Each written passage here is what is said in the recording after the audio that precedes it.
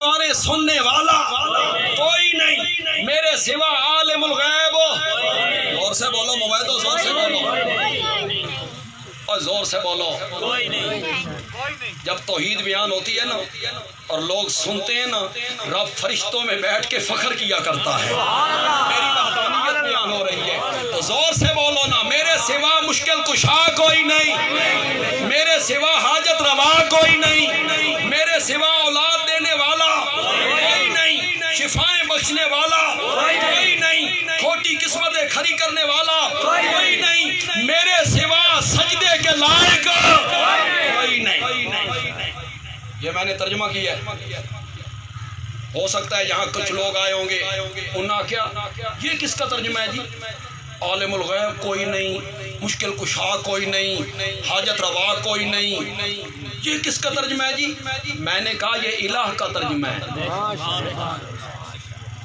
میں سرگودے رہنا تے ویزا نہیں لینا پوندا کبھی آنا تو میرے پاس آ جانا وہ تکلیف نہ ہو کہ سرگودا کون جائے مولانا عبدالستار صاحب کے پاس آ جانا مولانا عبدالحمید صاحب کے پاس آ جانا مولانا عبدالحلیم صاحب کے پاس آ جانا یہ جتنے شاعت و توحید کے علماء بیٹھے ہیں ان کے پاس آ جانا بھئی بندیالوی الہ مینا کر کے گیا سامنے اس کا ثبوت دو یہ علماء قرآن کی بارش نہ برسا دیں جو مرضی سزا دے لیں الہ کا یہ معنی قرآن نے کیا الہ کا یہ معنی کس نے کیا ہے غائبانہ پکاریں سننے والا مصیبتیں حل کرنے والا چلو اس کی ایک جھلک میں بھی دکھا دیتا ہوں توجہ ہے آپ کی ہے توجہ شروع تو نہ شروع کرا آدھ وچکاروں شروع کرا آدھ وچکاروں بندہ شروع کرے اور سامعین سمجھ جائیں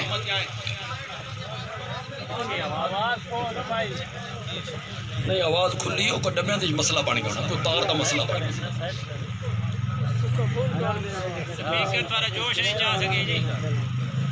نہیں میں سپیکر میں موج پا لیں چھوڑو یار پیسے لیندے ہو کوئی لائے بھی کرو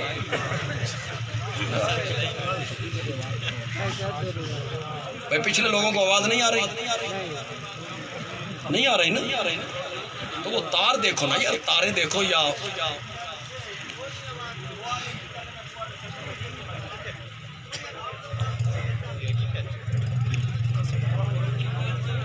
آواز آ رہی اس میں ہے آواز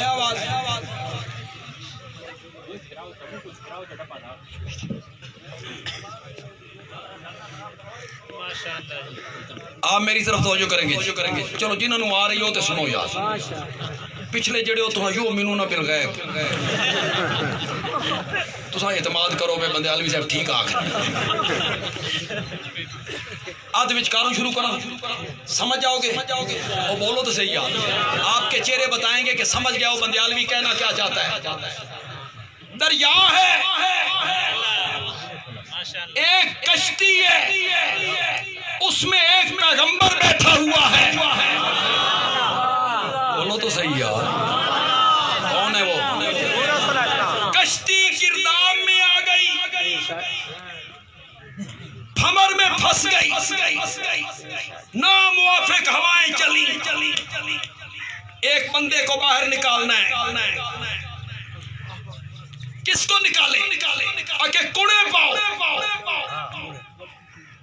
کڑے ڈالے گئے نام کس کا نکلا نام کس کا نکلا کشتی والوں نے کہا چہرہ دیکھا معصومیت دیکھا نورانیت دیکھا یہ دریاؤں میں ڈالنے کے قابل ہے دوبارہ قرآن دازی کرو دوبارہ قرآن دازی کی گئی نام پھر کس کا نکلا اچھے لوگ تھے قدر کرنے والے لوگ شکر ہے اس ویلے تسی کو نہیں تساں قرآن دازی بھی کو نہیں سی کر تساں آکھنا سی یہ سارا فطور مولویاں تھا اسے نو سکتے آپ نے تو یہ کہنا ملک کا بیڑا مولویوں نے غرق کر یہ جڑیاں سڑکاں ٹرٹیاں پئیاں یہ اساں بنائیاں اساں بنانا ہم نے بیڑا غرق کیا ہے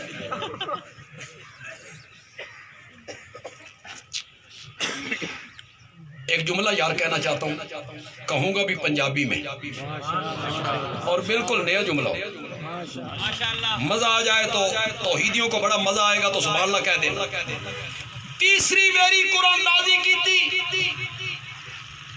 نام پھر نکلا ہن گل انج بن گئی اللہ دا پیغمبر کشتی دے وچ بہوے کشتی ڈوبدی ہے یہ پیغمبر نو کڈو کشتی بچدی ہے اللہ نے مسئلہ سمجھایا لوگوں کشتیوں کا ڈبونا اور کنارے لگانا یہ نبیوں ولیوں کے نہیں میرے اختیار میں میرے اختیار میں وہ کشتی کبھی گرداب میں نہ آتی جس میں زندہ پیغمبر موجود زندہ پیغمبر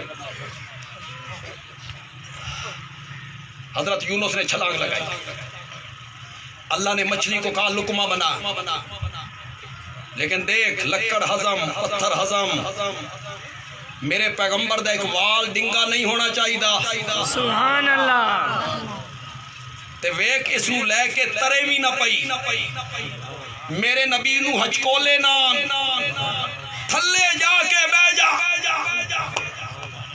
توجہ ہے آپ کی اگر توجہ کرے تو الہ کا معنی تو میں سمجھا دوں گا تین اندھیروں میں حضرت یونس نے پکارا مولا اس قید سے نجات دے دے اس مصیبت سے چھٹکارا دے دے تین اندھیروں سے میری پکار کو سن لے اس جیل کا پھاٹک کھول دے کہا نا بے شک نہیں بول دے کہا مصیبت کا ذکر کیا دکھ کا ذکر کیا یا اللہ اس کا پھاٹک کھول دے مشکل حل کر دے تکلیف دور کر دے میری پکار کو سن لے نہیں کہا حضرت یونس نے ساریاں گلاں دی اکو گل کیتی لا الہ الا انت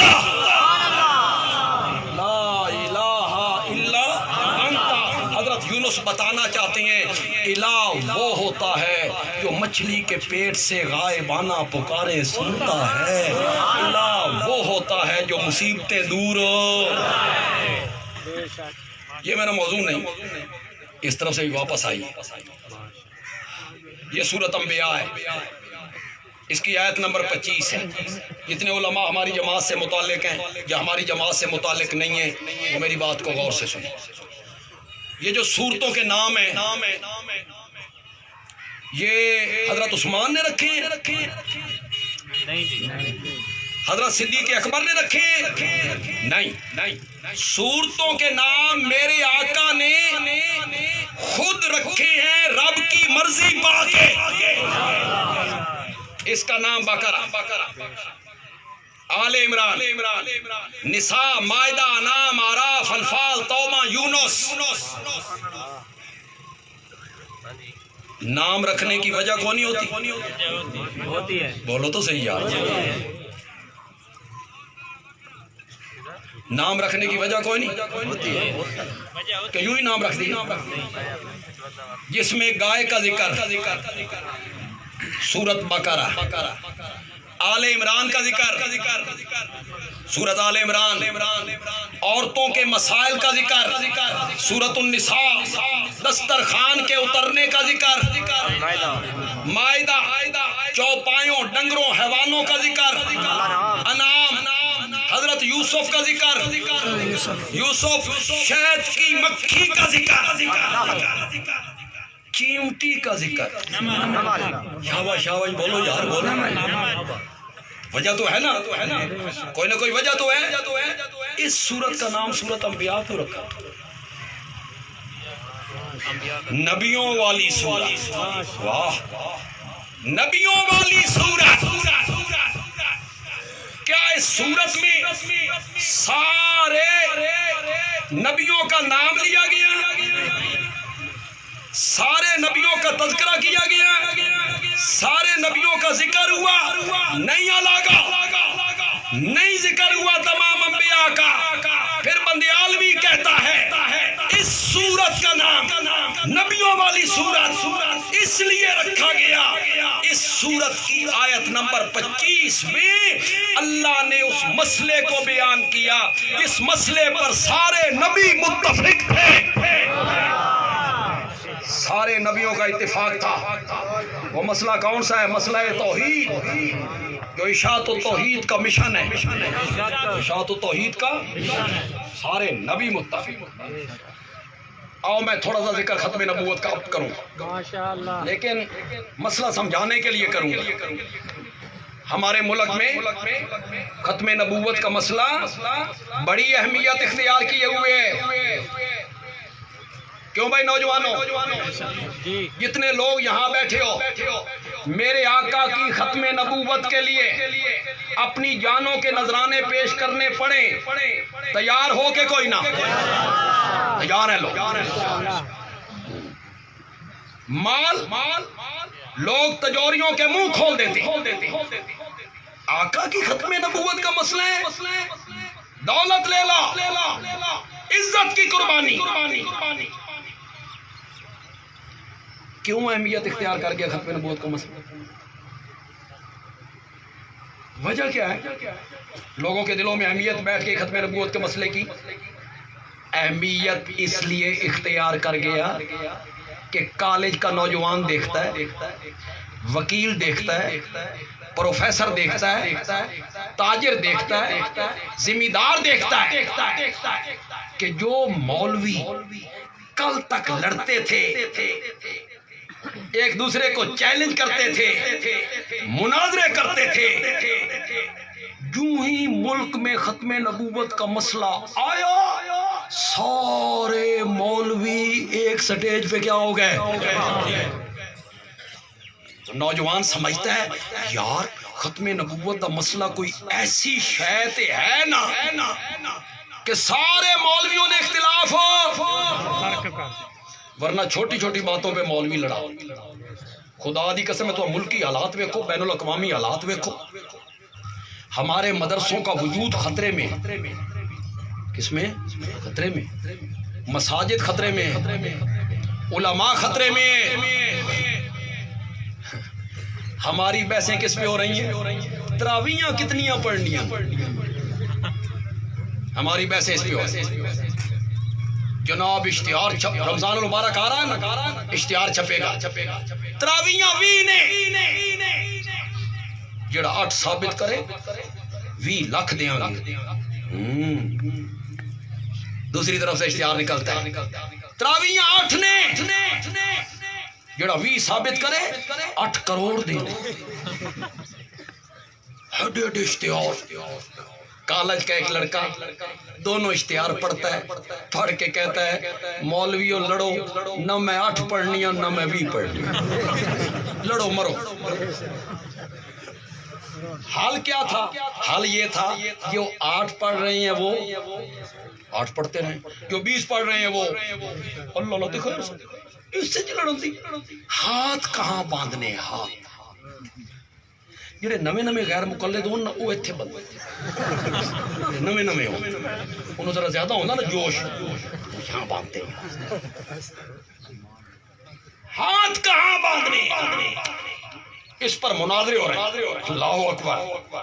یہاں باندھنے ہیں، یہاں باندھنے ہیں، یہاں. یہ علماء بیٹھے، مجمع میں بھی سینکڑوں علماء ہوں گے. بندیالوی کو یہ بات کرنی تو نہیں چاہیے لیکن مجبوراً کر رہا ہے. ایک آدمی نماز میں نہ یہاں باندھتا ہے، نہ یہاں باندھتا ہے، نہ یہاں باندھتا ہے، باندھتا ہی نہیں. نماز ہوئی کہ نہیں؟ جو مجمع میں علماء ہیں وہ بولو ہو گئی. سجدہ صاحب کرنا پوسی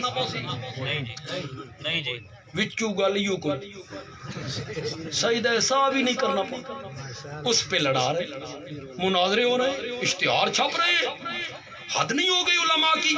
خدا دی قسم ہے میرے کو دمیال دڑے کوئی پوچھے نا بھئی بندیالوی صاحب ہاتھ کتھے بننے میں آدھا اگلا حصہ سارا پور ہو گیا پیچھے بن گیا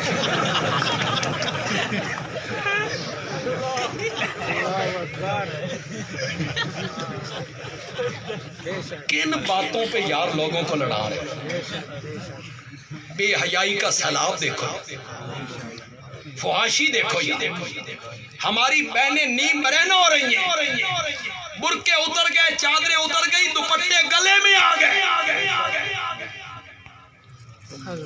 حیا ختم ہو گیا دیکھو دنیا میں کیا ہو رہا ہے تم کس میں لگے ہوئے ہو یار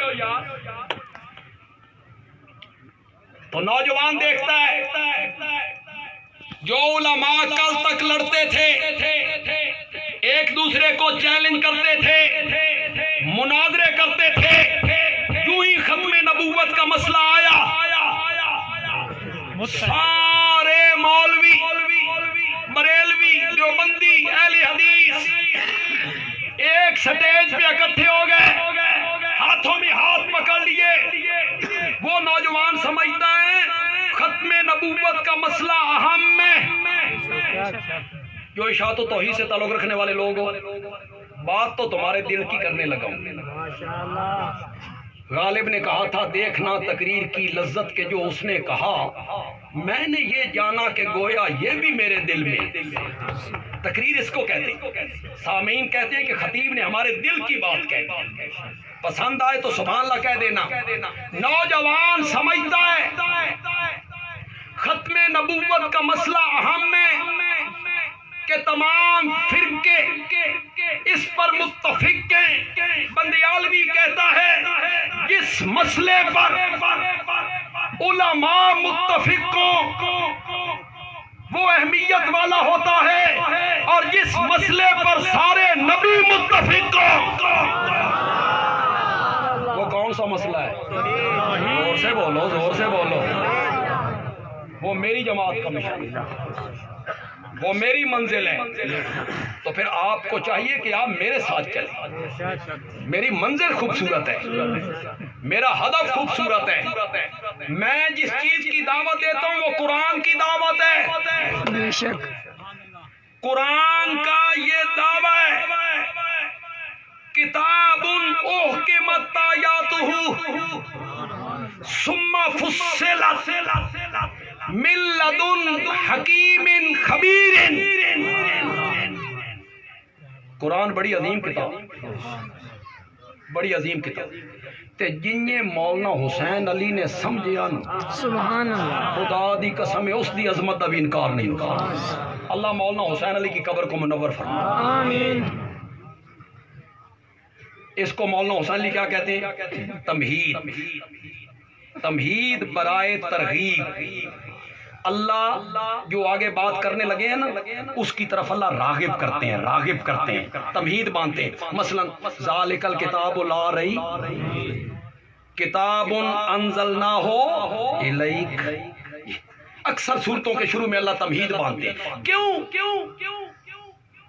کیوں تمہید باندھتے ہیں اللہ کہنا چاہتے ہیں اس بات کو معمولی نہیں سمجھنا اس کان سے سنو اس سے نکال دو نہ پہلے دیکھنا ہے بھیجنے والا کون ہے بھیجنے والا کون من لدن حکیم کبھی کبھی اللہ اپنے نبی کو شامل کر لیتے ہیں کتاب انزلناہ الیک اب نبی پاک کو بھی شامل کرنا اب بندیالوی ترجمہ کرنے لگا ہے پہلے یہ دیکھنا ہے بھیجنے والا کون ہے پھر یہ دیکھنا ہے جس پر اتری ہے وہ کون ہے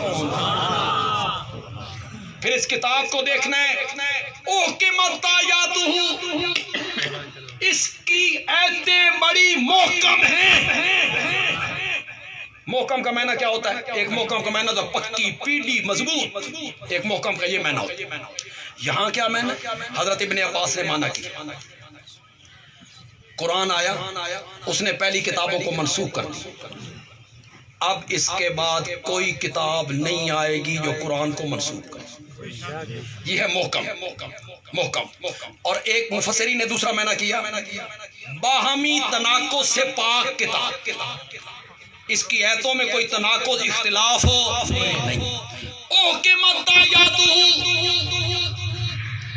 اس کی آیتیں بڑی محکم ہیں. ثم فصلت، ثم برائے تاکید ذکری. پھر یہ بات بھی سنو، یہ کوئی الجھی ہوئی ڈور نہیں جس دا سرا نہ لبے، یہ کوئی معمہ نہیں جو حل نہ ہوتا ہو. ثم فصلت، پھر اس کی آیتوں کو ہم نے کھول کھول کے بیان کیا. اس کی آیتوں کو ہم نے کھول کھول کے بیان کیا. اللہ اکبر. اس کی آیتوں کو ہم نے کھول کھول کے بیان کیا. وہ تھک تو نہیں گیا؟ بولو تو صحیح یار. نہیں جی. اب پچھلوں کو آواز آ رہی کیوں نہیں آ رہی؟ آ رہی آواز. اس کی آیتوں کو کھول کھول کے بیان کیے. کوئی معمہ نہیں، کوئی الجھی ڈور نہیں، واضح طور پہ بیان کیا میرے سوا جن کو تم پکارتے ہو لن یخلقوا ذبابا. یہ کھول کے بیان کر. وہ ایک مکھی بھی پیدا نہیں کر سکتے. والذین تدعون من دونہ ما یملکون من قطمیر. میرے سوا مصائب میں جن کو تم پکارتے ہو وہ کھجور کی گٹھلی کے اوپر جو ایک باریک سا پردہ ہوتا ہے اس کے بھی مالک. بولو تو صحیح یار، بولو تو صحیح. میرے تفسیر کے استاد حضرت شیخ القرآن مولانا غلام اللہ خان رحمت اللہ علیہ کا ایک مقولہ ہے، اکثر کہا کرتے تھے، مولانا عبدالحمید صاحب بھی گواہی دیں گے. وہ کہتے تھے اللہ بھی بھائی مشرکاں دے پلے ککھ نہیں چھوڑے. اللہ بھی بھائی مشرکاں دے پلے ککھ نہیں چھوڑے. یہ کہتا ہے چھپر پھاڑ کے دیتی ہیں، کرنیاں بھرنیاں والے کھوٹی قسمتیں کھری کر دیتی ہیں. مجھے جو کچھ دے رکھا ہے میرے حضرت صاحب کی نظر کرم ہے. اللہ فرماتے ہیں کھجور دی گکڑ دے اتے جڑا ایک باریک جہا پردہ ہی نہ اس دے بھی مالک. کیڈا قیمتی پردہ دلے والے دے آڑتی مشہور ہے. آڑا یہاں بڑی ہے. کوئی آڑتی ہے تو اٹھ کے میرے نال سودا کرے. اس رمضان شریف ہے میں کوشش کرنا بھائی 50 لاکھ پردے اکٹھے کراں رمضان شریف ہے. تساں خریدو 5000 دے. خریدو خریدے. اتنی کمزور اور نکمی چیز. بندیالوی جو بات کہنے لگا ہے، نئے لوگ جو آئے ان کو بڑا سرور آئے. اگر توجہ سے سمجھو مولا ایڈی کمزور تے کم قیمت تو پردہ چڑھایا کیوں؟ گکڑ اتے چڑھایا کیوں؟ فرمایا اساں گکڑ اتے پردہ اس واسطے چڑھایا کہ گکڑ دی جڑی کھٹاس ہے نا اے کھجور دی مٹھاس والے پاسے نہ ٹر جائے. سبحان اللہ. پردہ لگا کے روکا اس کو. سبحان اللہ. مٹھاس ادے نہ آوے، مٹھاس ادے نہ آوے، کھٹاس اس کو پردہ کہتے ہیں. کتنے لوگ میری بات کو سمجھیں گے؟ کتنے لوگ میری بات کو سمجھیں گے؟ اسی کو عربی میں برزخ کہتے ہیں. ادوں دی شے ادے نہ جائے، اسی کو برزخ کہتے ہیں. قرآن کی آیت پڑھ دیتا ہوں. مرج البحرین، دو سمندر ملا کے چلائے میٹھا اور کڑوا، بینہما برزخ. بینہما اس کا کیا مطلب ہے؟ یہ پانی ادھر نہیں جائے گا. ہم زندگی میں ادھر نہیں جا سکتے. جیتے جی جا سکتے ہیں؟ نہیں جی. ادھر والے تو ہر جمعرات میں بلا ہر شب برات نو بلائی جمعرات اگر روح آنیاں بنیریاں تے بانیاں آئیاں کتوں جنت دلے آلے تو نکل کے بندیاں دی روحاں ٹر گئیاں جنت واپس کیوں آئیاں آکے اڈے ہوتے جڑے کھڑے نہیں پے انہاں نو ویکھن واسطے وہ ویکھے نے اے روح آئیاں جنت دلے آلے نو ویکھ کے آ بنیرے پہ بیٹھی ہیں وہ کیوں بیٹھی ہیں ساگ روٹی اتے رکھ کے مولوی اور گھر پہنچا یہ جنت روحاں دا مطالبہ